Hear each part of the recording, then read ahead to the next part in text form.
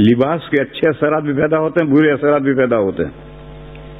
کہتے ہیں کہ فرعون اور موسیٰ علیہ السلام کے درمیان میں جو مقابلہ ہوا تھا، اور فرعون نے سارے مصر کے جادوگروں کو اکٹھا کر کے مقابلہ کروایا تھا، اس میدان میں صرف جادوگر مسلمان ہو گئے اور کوئی مسلمان نہیں ہو۔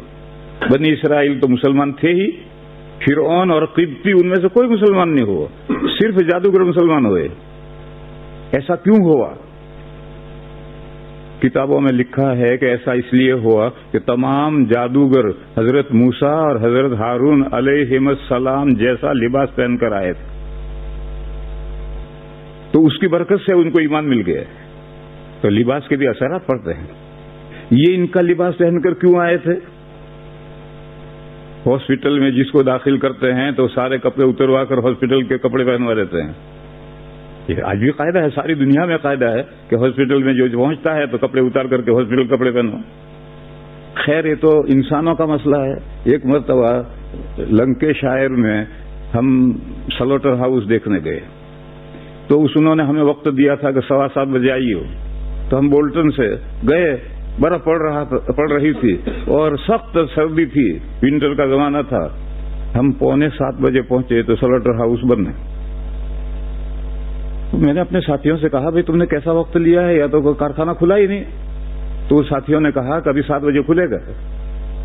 چنانچہ 7 بجنے میں 5 منٹ باقی تھے اور سن دے کر ایک گاڑی آئی اور کھڑی ہوئی، اس نے کارخانہ تالا کھولا اور اندر سب کھل دیا۔ دوسری گاڑی آئی، تیسری گاڑی آئی، اور 7:05 پر انہوں نے ہمیں اپنا ڈریس بھیجا کہ یہ کپڑے پہن کر آ جاؤ، یعنی اوپر، اندر تو ہمارے کپڑے رہیں گے لیکن اوپر یہ کپڑے پہن کر آ جاؤ۔ یعنی ان سلوٹر ہاؤس کا جو ڈریس ہے وہ ڈریس اندر سے بھیجا انہوں نے ہمارے سب کے لیے کہ یہ ڈریس پہن کر کے آؤ۔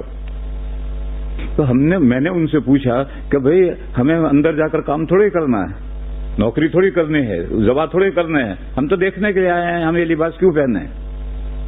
تو اس نے مجھے جواب دیا، بہت معقول جواب دیا اس نے کہا کہ آپ اندر آئیں گے تو جانوروں میں بھی گھومیں گے، جہاں گھیٹے بکرے سب بندھے ہوئے ہیں، سینکڑوں کی تعداد میں ہیں، ان میں بھی گھومیں گے، تو آپ کا لباس دیکھ کر ہمارے جانور ڈریں گے، بتکیں گے، اور ہمارے جیسا ہی لباس آپ نے پہن رکھا ہے تو جانوروں کو کوئی نئی بات معلوم نہیں ہوگی۔ تو بات سمجھ میں آیا کہ جو لباس کا بھی اثر پڑتا ہے، اگر ہم یہ لباس پہن جائیں گے تو گھیٹے بکرے تو ڈریں گے، اور ان کا لباس پہن کر جائیں گے تو نہیں ڈریں گے۔ ان مثالوں سے معلوم ہوا کہ لباس کا ظاہر کا بھی اثر پڑتا ہے، دوسروں پر بھی اثر پڑتا ہے، اپنی طبیعت پر بھی اثر پڑتا ہے۔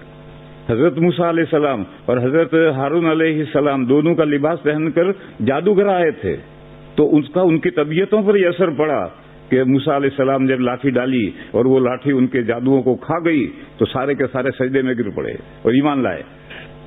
تو خود اپنے طبیعت پر بھی اثر پڑتا ہے اور دوسروں پر، جانوروں پر بھی اثر پڑتا ہے، تو دوسرے انسانوں پر کیوں اثر نہیں پڑے گا؟ اس لیے میرے بھائیوں، اسلامی لباس پہن کر مسجد میں آیا کرو۔ جاب پر جب جاتے ہو تو تمہیں جو لباس پہننا ہو پہنو، لیکن مسجد میں اللہ کے گھر میں آؤ تو نیک بندوں کا لباس پہن کر آؤ، اس کا طبیعتوں پر اثر پڑے گا، عبادت کرنے میں جی لگے گا۔ اور اگر آپ وہی لباس جو جاب کا لباس ہے وہی لباس پہن کر آئے اور ہاتھ میں موبائل بھی، بڑا موبائل بھی لے کر آئے اور تکبیر ہونے تک موبائل سے کھیلتے ہی رہے، تو طبیعت پر کیا اثر پڑے گا اس کا اندازہ خود ہی سمجھو۔ تو دشمنان اسلام نے عربوں کی عورتوں کا جو کرتا تھا وہ مردوں کو پہنا دیا ہے۔ آج عربوں کے جتنے کرتے ہیں یہ مردوں کے کرتے نہیں ہیں، یہ سب عرب عورتوں کے کرتے ہیں جو عرب مردوں نے پہن لیے۔ مردوں کا کرتا کیا ہے؟ ایک حدیث شریف سنو، نبی پاک صلی اللہ تعالی علیہ وسلم نے ارشاد فرمایا ہے کہ کپڑے کے لیے ٹخنے پر کوئی حصہ نہیں، آدھی پنڈلی تک کپڑا ہونا چاہیے، لنگی بھی آدھی پنڈلی تک اور کرتا بھی آدھی پنڈلی تک۔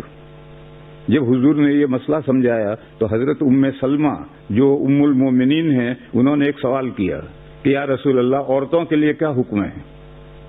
تو حضور نے فرمایا کہ عورتیں مردوں کے کرتے سے ایک بالش تو کرتا نیچا رکھیں۔ تو ام سلمہ نے کہا کہ اس صورت میں تو عورتوں کے پیر نظر آئیں گے، تو حضور نے فرمایا پھر پیر نظر آئیں گے تو ایک ہاتھ نیچا رکھیں، اس سے زیادہ نیچا نہ رکھیں۔ یہ حدیث شریف ہے۔ اس سے اگر کوئی سمجھنا چاہے تو مردوں کا کرتا کہاں تک ہونا چاہیے کہ عورتوں کا کرتا اگر ایک بالش سے نیچا ہو جائے گا تو ان کے پیر نظر آئیں گے، آج عرب جو کرتے پہنتے ہیں، اب سوچو کہ وہ مردوں کے کرتے ہیں یا عورتوں کے کرتے ہیں؟